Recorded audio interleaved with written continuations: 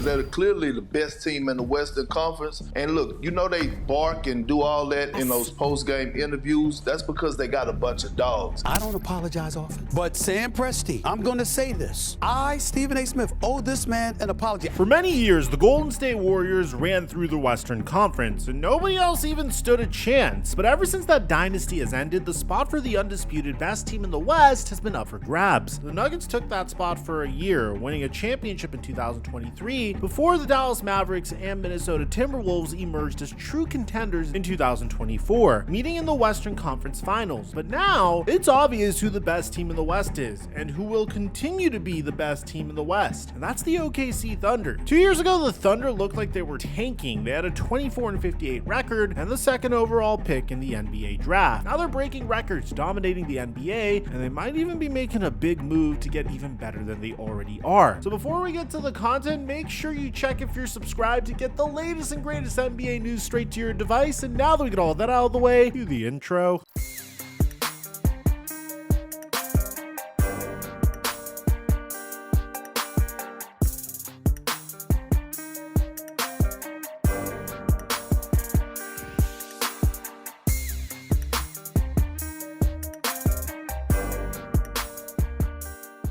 So Stephon Diggs is out for the season, and the Houston Texans were without Nico Collins on Sunday Night Football when they faced off against the Detroit Lions, which meant that Tank Dell was going to see more targets. The problem? I had no idea who the Texans wide receiver 2 was going to be, which made it very difficult to project receiving yards at the very beginning of the game. Now, as Sunday Night Football started, we saw John Mechie explode for over 65 receiving yards in the beginning, so at halftime, I decided to take advantage of this. I went on PrizePicks to check his live projection and saw that he only needed 6 more receiving yards in the second half for his square to hit. And based off of the flow of the game, you didn't need to be a genius to know this was going to work. So I also saw that David Montgomery only needed 15 more rush yards in the second half for his square to hit. So I decided to test the waters with my first live pick and made an easy $60. Now, if you want to take advantage of this brand new feature, make sure you download PrizePicks and use my promo code microphone to get a free $50 when you make a play of $5 or more. And if you followed me on Instagram, you would have seen this projection on my story. But since it's a live projection, I highly recommend turning on my story notification so you get them immediately. And thank you, PrizePicks,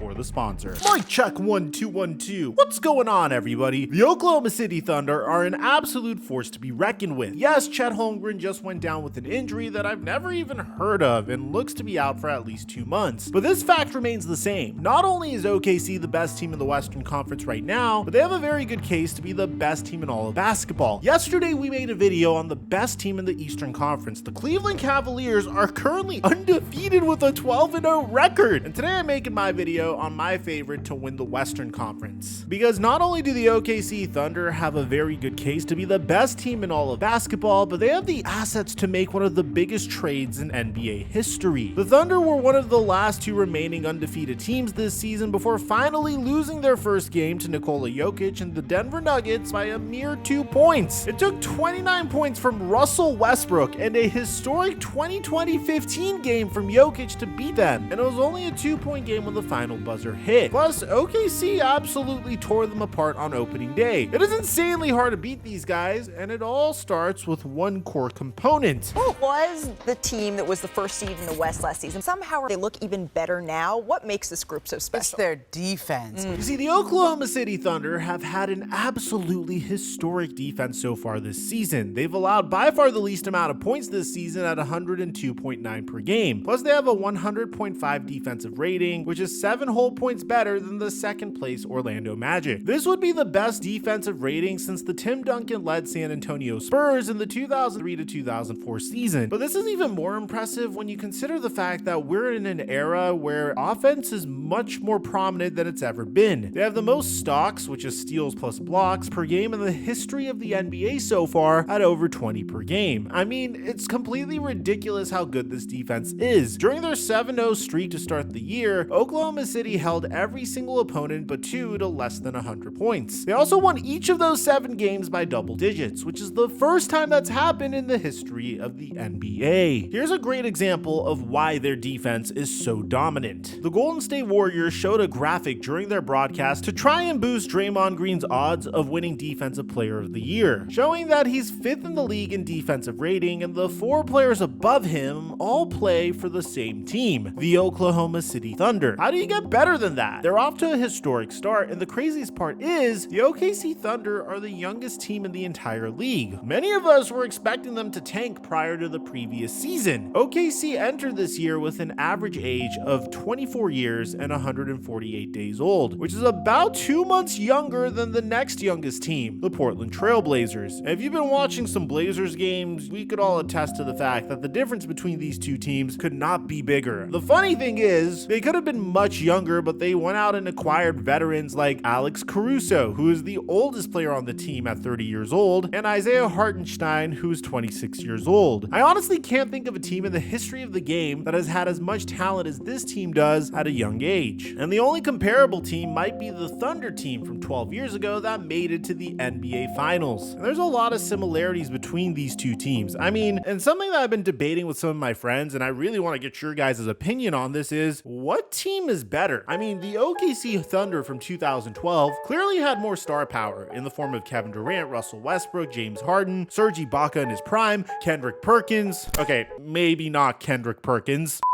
But if you ask me, this year's iteration of the OKC Thunder play better together. They have an MVP candidate in Shai Gilgeous-Alexander, and they're much more cohesive as a team and significantly better on defense. I don't know, let me know in the comment section down below and I'll respond to some of the best takes. But just in general, if you take a look at the age of this team, Shai Gilgeous-Alexander is only 26, and theoretically, he was snubbed from winning MVP last season. Jalen Williams is 23, Chet Holmgren's 22, Kason Wallace is 21. If all these core guys can be brought back, this team will be on top of the West for a very long time. And honestly, I don't see why they wouldn't. Sam Presti has done nothing but set this franchise up for success ever since he took over as GM. Sam Presti's been great at drafting and developing, great at setting a culture, keeping stars happy, winning with those stars, surrounding them with the right collection of talent. Sam Presti is the longest tenured general manager in the entire NBA by a wide margin, running ship in OKC since 2007, and everything he's done for the Thunder since has been damn near perfect. He drafted Kevin Durant, Russell Westbrook, and James Harden, leading to a finals appearance in 2012. And while anyone just sits back and says anybody would have selected those three, selecting Russell Westbrook wasn't as obvious of a choice. As a matter of fact, when Russell Westbrook was selected, many fans criticized Sam Presti, thinking he made a huge mistake selecting Russell Westbrook over the likes of Kevin Love. Some fans considered it to be a colossal reach, but in the case of the OKC Thunder, it really paid off. If it wasn't for the James Harden trade, which he was essentially forced into making because Clay Bennett didn't want to pay the luxury tax, or the Warriors dynasty in the 2010s, there's no question that this OKC Thunder team was talented enough to win a championship. Hell, maybe if Kevin Durant stayed in 2016,